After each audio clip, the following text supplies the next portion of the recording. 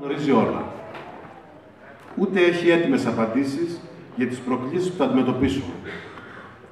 Μόνο με τη συμμετοχή και την ουσιαστική κατάθεση γνώμης από όλους, μπορούμε να νιώσουμε όλοι πιο δυνατοί για να δώσουμε συνθετικές απαντήσεις και να εκπονήσουμε ένα τοπικό σχέδιο με αρχή, μέση και εφικτούς στόχους.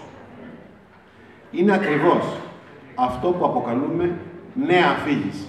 Δηλαδή, τα φανερά, αλλά και τα λιγότερο φανερά ή κρυμμένα χαρακτηριστικά που επιθυμούμε να συνθέτουν τη φυσιογνωμία και την ταυτότητά μας και θα μας επιτρέψουν να εξελιχθούμε και να προχωρήσουμε μπροστά όλοι μαζί. Στην περιοχή του Μεραπέλου υπάρχει για πολλά χρόνια μια παράδοση διαλόγου και συνεννόησης. Ξεκινά από την περίοδο της κατοχής και της αντίστασης, όταν επικεφαλής ήταν ο πρικισμένος γόνος μιας αστικής οικογένειας, ο εθνομάρτυρας Ρούσος Κούνδουρος, με συνεργάτες, αξιωματικούς, αριστερούς και πατριώτες που έθεταν σε πρώτη προτεραιότητα την υπόθεση της εθνικής μας απελευθέρωσης. Στις δύσκολες μεταπολεμικές δεκαετίες μετά το 1960, ο Δήμος μας αποτέλεσε το κέντρο μιας μοναδικής τουριστικής εξέλιξης. Ο Ηλίας Σωτήρκος, μαζί με τον Νίκο Κούνδουρο και τον Γιώργο Θεοδοσόπουλο, η Ελένη Νάκου και ο Σπύρος Κοκοτός, ο Ρούσος Καπετανάκης, μαζί με τον Γιώργο Δεσποτάκη μετά τη Χούντα, ο πρόεδρος της ΕΠΟΝ, που κατά σύμπτωση ιδρύθηκε σαν σήμερα, στη μέση της κατοχής, στις 23 του Φλεβάρι του 1943, ο Γιώργος Χατζηδάκης και στη συνέχεια ο Γιώργος Μενεγάκης. Άνθρωποι με διαφορετικές πολιτικές καταγωγές και αφετηρίες έδειξαν με μετριοπάθεια και δημιουργικό τρόπο το δρόμο της συνεννόησης για την υπηρέτηση ενός κοινού σκοπού, της τοπικής ευημερίας, της περιορισμένης ακόμα γεωγραφικάς πρωτεύουσας που εξελίχθηκε σήμερα στο μεγαλύτερο δήμο του Λασιτίου. Η πόλη του Αγίου Νικολάου σταδιακά απογειώθηκε. Οι άνθρωποι του ήρθαν σε επαφή με τους ξένους. Το βλέμμα τους άνοιξε και μαζί η νοοτροπία τους που έγινε περισσότερο φιλική και ανεκτική στη διαφορετικότητα και των άλλων. Βοήθησε με το δικό της τρόπο μια τοπική εφημερίδα με φιλελεύθερες αρχές, η Ανατολή, που εκδόθηκε το 1932 και εξακολουθεί μέχρι σήμερα να δίνει καθημερινά τον τόνο της τοπικής επικαιρότητας με ανοιχτό βλέμμα προς όλους. Η αγωνιστική κίνηση πολιτών το 2002 κατάφερε να γκρεμίσει κομματικά τείχη και να φέρει στο Δήμο μαζί διαφορετικούς ανθρώπους που προσπάθησαν να κτίσουν μια πολύτροπη πρόταση. Είχα την τύχη τότε να θητεύσω στον πολιτιστικό οργανισμό που έφερε τον αέρα μιας αλλαγής, δίνοντας στις ανθρώπινες και τις καλλιτεχνικές κοινότητες της περιοχής τη δυνατότητα να αναλάβουν δράση και να διαμορφώσουν μια πρόταση πολιτισμού που θεωρώ πως αντέχει ακόμα. Στη συνέχεια, ο Δήμος μας μεγάλωσε πολύ.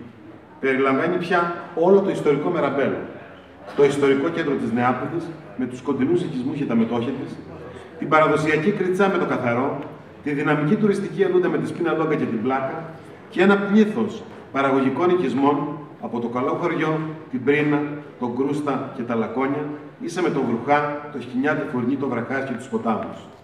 Η μεγάλη ακτογραμμή του Δήμου ξεκινά από το Βούλισμα, το Βαθύ και την Αμμουδάρα, στον κόλπο του Μεραμπέλου, και φτάνει ίσα με τη Μήλα του και το Σύσι στις βόρειες ακτές προς το Κρητικό Πέλαγος. Σήμερα, σε μια περίοδο παρατηνόμενης οικονομικής και ανθρωπιστικής δοκιμασίας, που έχει όμως αναμφίβολα και βαθύ ηθικό περιεχόμενο, δηλαδή δείχνει την πολιτική και πολιτισμική κρίση του τόπου, καλούμαστε να ξεπεράσουμε προκαταλήψεις και αγγυλώσεις και κυρίως να περιορίσουμε τις βεβαιότητες και να απελευθερωθούμε από τα δεσμά του ίδιου του εαυτού μας. Η εποχή μας απαιτεί διαρκή συμμετοχή και διάλογο, συνθέσεις και ενωτικές πρωτοβουλίες, ανάδειξη της δημιουργικότητας, ουσιαστική ενασχόληση με τα πραγματικά προβλήματα του κοινού μας βίου και του Δήμου, με βάρος στη συλλογικότητα και όχι στις προσωπικές μας στοχεύσεις. Η διάθεση αυτογνωσίας και ο σεβασμός και η ευθύνη απέναντι σε όλους πρέπει να αποτελούν τη βάση για κάθε πρωτοβουλία μας. Μέχρι σήμερα, μετά το άνοιγμα της προεκλογικής περίοδου των δημοτικών εκλογών, ακούσαμε μόνο παράλληλους μονολόγους ή απλώς δηλώσεις προθέσεων.